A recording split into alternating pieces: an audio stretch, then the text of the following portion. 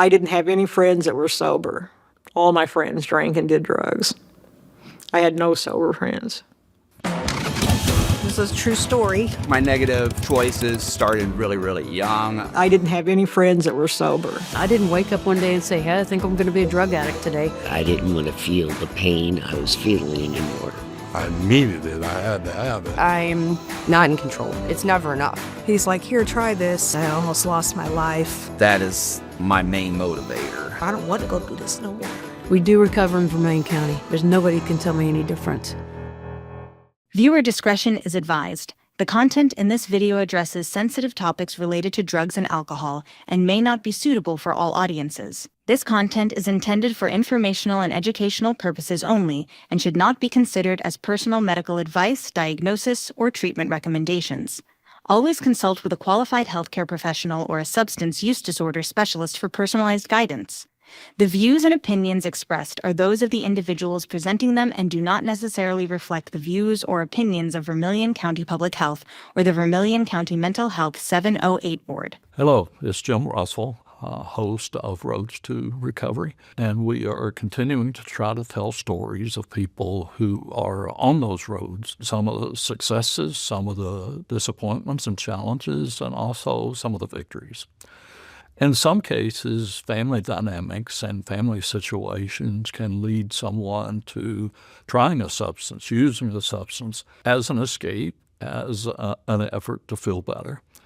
But sometimes family situations and family circumstances can be the turning point in someone making a decision to do better, to get better, and to get on their own road to recovery. And that's Deborah's story. My dad had schizophrenia as far back as I can remember.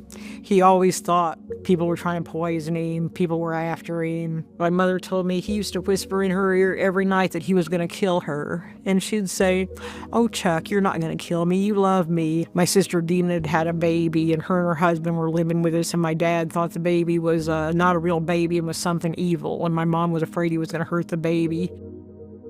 She decided she was going to divorce him, and she had the sheriff put my dad out of the house. Then my mom started looking for a new husband, and I had no time for us. So I had, no supervision growing up. We were poor, dressed bad. People made fun of me, picked on me. I didn't like school. I found older people that I thought were really cool, and they taught me how to do drugs. And these people didn't care how I dressed or that my family, was poor, that my dad was crazy. They just wanted somebody else to get high with. So I was pretty much an alcoholic addict from the time I was 15 until I was 48 years old. Got a job at a bar when I was 17. And I thought that was just great. I could drink and smoke at work. I got a boyfriend when I was 19. He was abusive. I stayed with him till I was 25. He was probably 10 years older than me. If I would do something he didn't like, he would hit me. When I was 25, he pushed me out of a truck going 50 miles an hour. It was winter, and I remember rolling in a field, and I thought I'd never quit rolling. And I could see the things from my purse blowing. I was in intensive care for several weeks, and it rattled my brain. I decided I had better leave, or he was just going to kill me. That I married my first husband when I was 29 because I thought I was getting old, that I should marry. I thought when I got married it was going to be forever, but I got a big divorce settlement. I took 20% of his settlement and 20% of his retirement fund. I didn't work for 5 years. I just stayed loaded. I can remember after my 5th DUI being drunk and calling a psychic, asked her if I was going to go to prison, and she was like, I don't see prison, but have you ever thought about rehab? I'm in big trouble, and I had to pay a lot of money, hire a lawyer, 75 hours treatment. I went through treatment there at Prairie Center, and I had to do a victim impact panel. And what struck me most about the victim impact panel was a woman that spoke who was paralyzed because she had fallen out of a car and broken her neck. And I thought, this could be me. And I stayed sober for a period of time. And then I Started doing prescription drugs, sleeping pills, nerve pills, Valium, antidepressants. So I was just doing the medications for a while, but eventually I started drinking with that again. My job was to put money on other people's credit cards. I thought rather than working overtime, I would just move money to my account. And I did that for 2 years before I was arrested. And I thought, boy, I really screwed this up. I got pretty low by this point because I'm facing going to prison. And I thought about driving my car into traffic on Georgetown Road. And I thought I ought to just turn in front of all these cars. And, but I didn't. And I can remember sitting on my bed trying to even learn how to eat again. Just because the withdrawal was so bad. So in August, I got sober, and then Angeline was born in December. My great-nephew had leukemia, and he was diagnosed at just 9 months old. His mother had him at a meth lab. He lived to be 2 years old. They died 5 days after her second birthday. My niece was 9 months pregnant and a meth addict, and she was so thin you could see every bone in her face. His sister was born 13 days after he died, and I didn't think this baby would live either. So I went out there and took her. She was so tiny, and her fingers looked like matchsticks, and I'd never had children. I thought the DCFS would take her. I didn't think they would let me keep her because I had so much crap going on my own with all the DUIs, and then I've got this felony theft charge. They said, no, you can keep her. I'm like, well, okay. I adopted her. She changed my life, and I changed hers. I decided if nobody else could get sober and take care of her, I would do it.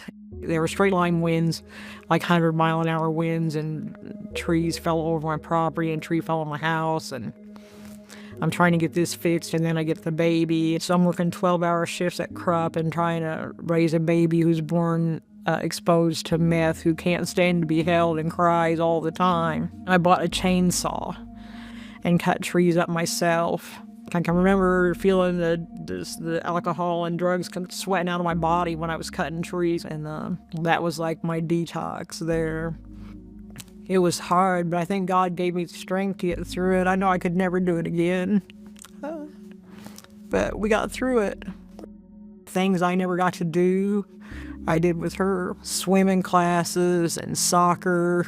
We just did everything together, every single thing. I was her biggest cheerleader. She talks to me every night, calls me on the way home, and talks to me all the way home from work. And now she's taller than me, and she is just beautiful. I wanted something better for us. And so I had started taking psychology classes. My goal was to be an addiction counselor. I was able to go back to school and graduate. I used to do assessments for drug court, and I would go to the jail and do assessments for people. They wanted somebody that understood where they'd been. Like, I've been in jail, I've been through withdrawal, I've been at the bottom, I've been beat up, I've been raped, I've been broke, I've been homeless. Anything's possible. It's never too late to change. It's never too late to go back to school. Like, I didn't get sober till I was 48. I've been able to do some pretty good things. In the 20 years I've been sober, I've helped a lot of people. I go in and see this young girl, and I'm like, you look like my daughter. What are you doing here? And she's like, I was doing heroin, and my boyfriend overdosed and died, and here I am. She's pulled it together, and she's sober still. And that's been 11 years. Just because people are addicts doesn't mean they're bad people. Sometimes you'd meet somebody and they're trying so hard, they'd be sober a whole year and then relapse and die. And one of my clients I had for years had died, and she'd been dead for 4 days in her garage before somebody found her, and she was a beautiful girl. I met some of the best people, and I met some of the worst people. But I met a lot of good people, and like I said, we'll be friends forever. So why this effort? Why these stories? We're telling these stories, all different stories, with all different roads that these folks are on to recovery, to help you know and understand that recovery is possible. Whether it's you, it's a family member, it's a friend, it's a coworker, it is possible for someone who's struggling with substance use disorder to get help. We want to encourage people to reach out and get the help that they need. If you or someone you know and love is struggling with substance use disorder, don't just sit back and watch it happen. Call us here at the Mental Health 708 Board at 217-443-3500. We don't provide direct services in our office, but we can connect you with several different agencies in our community who do provide those services. 2 points of emphasis. Everybody's journey is different. No one's going to look exactly alike.